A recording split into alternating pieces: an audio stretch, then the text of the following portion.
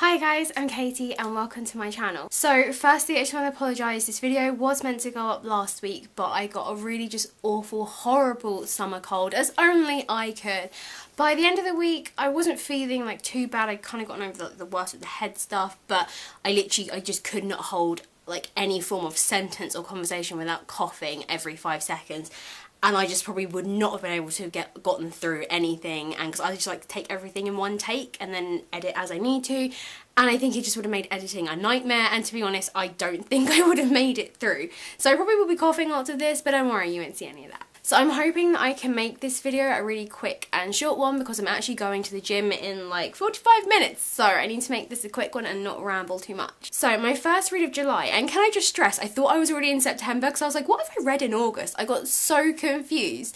I had to like look back on Goodreads and I was like, why is there nothing down for August? And I was like, oh, we're in August. So my first read of July is The Beast Player. So some of you may well have already seen my review for this book. If you haven't, make sure you check it out because it is such a fantastic book, and this story definitely sort of took me in a direction I wasn't expecting the book to take me in, and I really absolutely love that. As I said in my review, I have no idea really if this is the complete number of volumes that she's written, and if this is like the whole bind up, or if this is maybe like the first 3. I don't know. There really just kind of isn't much about this in the English interpretation, so I have no idea. If this is like the complete thing, it works really well, it's still really great. If it's not, then yay, there could be more to come because this has lots of room and places where it could go. But this book was absolutely stunning and brilliant, and it's just the amazing sort of bonding connection between humans and these beasts, and sort of there's just like an underlying sort of mythology and rules and laws of like the royal families and stuff from years. It's like nothing like major or deadly or like a lot of sort of yard books at the moment, but it's still such a brilliant read, and I would recommend it. Like if I could shove this through the camera into your face, then I really would. So technically, actually, that was like my last read of July. I was thinking, I'm sure I didn't read that first. I read this book first. I read Infinite Days by Rebecca myself. I was thinking, this feel like they read this like years ago. 13-year-old or however old I was, Katie picked a good one. Go me. I was really worried that picking this up, it was going to be some trashy just vampire story, and because I already own the next 2, I'd be like, oh god, I'm just going to have to just roll with it. And I'm really glad actually I didn't let myself down. Go me. I managed to pick a book and that 20-year-old plus me would still enjoy. This book is based around her vampire who decides that basically she has had enough of being human, being a vampire, and wants to become a human again. And it is her sort of regaining her humanness in sort of, yeah, modern times. I actually still thought this was going to be based in the past, but it wasn't. But it's actually really interesting because you've got her vampire perspective on things. So, you know, things that she would pick up about a human being frightened and, you know, their tales. It's just stuff like that. And I also love the fact that she doesn't just wake up and bam, she's a human. She still has all of her other vampire senses still there, so those things slowly disappear. It is kind of like her second chance. There were a few bits about this book I wasn't too happy about. I did think about making a review on it, but I didn't in the end. There were a couple of bits that kind of did annoy me, but on the whole I thought it was really good. I think the next 2 books, I think for the sequels, have really good promise on where this story could go, but it was just a brilliant idea. I just love the fact that she just didn't become just an annoying, I mean, she was a little bit annoying as a teenager, but she just didn't become one of those annoying, just awful, cliched like teenagers. She is like a 500-year-old vampire, so she's very serious, she's very, you know, mature, and I like that kind of setting in this world. And like I said, I liked her sort of vampire perspective on things, and the whole idea that, yeah, her little family clan are eventually coming for her.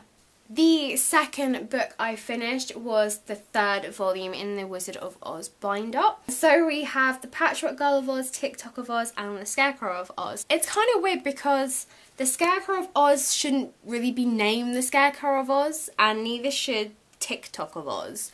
They're in it, don't get me wrong, but they're not like them. They're like, they show up within the adventures. Yeah. I have decided though I'm not going to finish the other 2 books. I'm going to save those for next year, only because obviously they're very big and they're very sort of samey. I mean, they're kind of, although you've still got the same characters who constantly pop up, which is great if you're like reading this to like siblings and children, because you know it's characters that they're familiar with. But it's nice that we're sort of exploring different parts of Oz. We're seeing different lands, different countries, different people, so that I think is quite a cool element to it. But I'm not going to say like I'm getting bored of reading the same thing, but I just think like next year I'll probably appreciate reading the other 2 instead of like carrying on. So that brings us nicely to my August TBRs. So I have already started reading this book, and said book is The Two Towers, the second in the Fellowship of the Rings. Yeah, this is the dust, the dust cover, because the actual book is in my bag and I couldn't be bothered to go get it. So I'm currently reading that at the moment on my lunch break. I did start reading this at the end of July. I haven't picked too many books for this month, if I'm honest. I've only picked 2. Just because, again, I don't know how I'm going to fare with this. The Hobbit was like amazing and I read it and I understood it and it was great, but the first Lord of the Rings, I just found it dragged quite a lot and I couldn't get my head around it, but the language just seemed really different and I was just like, what? I already like got straight away the sense of like when I started reading this last month that the language is more like The Hobbit and it flowed and I understood it. I don't know if maybe the first one is because it's a lot of preamble to setting everything off, whereas at the start of this one, you know, we're at the kind of main story, you know, the Fellowship is broken up, because obviously there is a lot which wasn't in the film in the first one, and I can see why they cut it all, because it's really actually not like needed. Not all of it. Yeah, I have been really enjoying this because I have been like understanding it. It's just such a hard read in the sense of it's a hardback, which is fine, so obviously it's bigger, but the writing is so much smaller. So on my lunch breaks, I'm sitting there and thinking, oh, you know, I've read lots, but really I've only read like 4 or 5 pages, which is really kind of disheartening, because I'm like, normally I could read like 20 odd pages of a normal book, but the writing is so small, it is ridiculous. So I am making a big conscious effort to try and read as much as I can at home as well, just to help me get through it, because I do get a little bit sleepy on my lunch break. You know, I'm up at 4 in the morning, so you know, I get a little bit tired, my eyes are kind of a bit like I'm struggling to like stay awake. It's quite hard. I am making the effort to try and read when I can at home, you know, when I'm not going to like the gym in the evenings, so I go with my friend and not my own. So I am trying, but I am enjoying this book so far. I'm hoping that I can get it done actually by next week. I'm just worried that this is going to take up the whole of the month. I just have this feeling that I'm going to end up reading this the whole of the month, which is going to be really disappointing. I have kind of a bit like, what's the word? A temptation. No. The other word. This is like my encouragement. Oh my god, yes.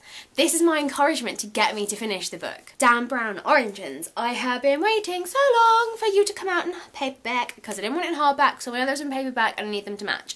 I've been really looking forward to this. Dan Brown is such a guilty pleasure for me. I love history and I love like thrillers and conspiracies, but in book form. Conspiracies are not fussed on TV, like I can watch it, but I'm not like, oh no wait, no, I like a conspiracy in a TV show. In real life I'm not fussed, that was it. So I love thrillers and all that stuff, and like I said, history is a big thing for me. I'm really excited about this. Yes, they can be very like samey and whatever because it's a general plot and stuff like that, which is fine. I still love them. I just absolutely I just love them. I don't know why. Ever since like from a young age, when I read, a young age, like 10 years ago, oh god, that is a young age.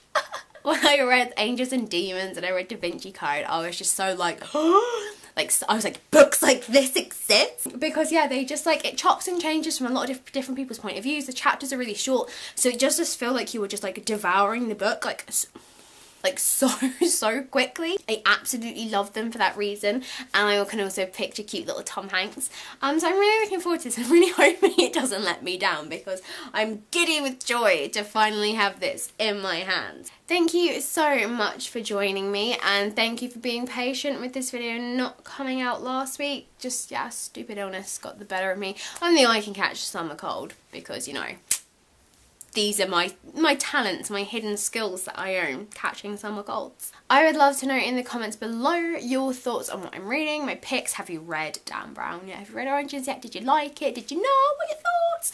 And what did you read? And yeah, has any of you out there read The Beast Player? Do you know anything that I might not? If you do, share with me your wisdom, because I would like to know things, please. If you like this video, then give it a thumbs up, give me a comment. If you are new, then hello and welcome and hi, what do you think of this crazy place? Feel free to subscribe and then you can see more of this. I know, wouldn't it be wonderful? And yeah, I will see you in the next video. Enjoy your weekend, guys. I'm gonna go get my sweat on. I'm gonna go try yoga. Like, yeah, this is not good. So please, thoughts and prayers for me because it's not gonna end well. I don't think my body's built for yoga somehow. I'm not bendy in the slightest. I'm very stiff, my knees are old as anything, and I have a weird undiagnosed hip issue. So yoga's gonna be fun.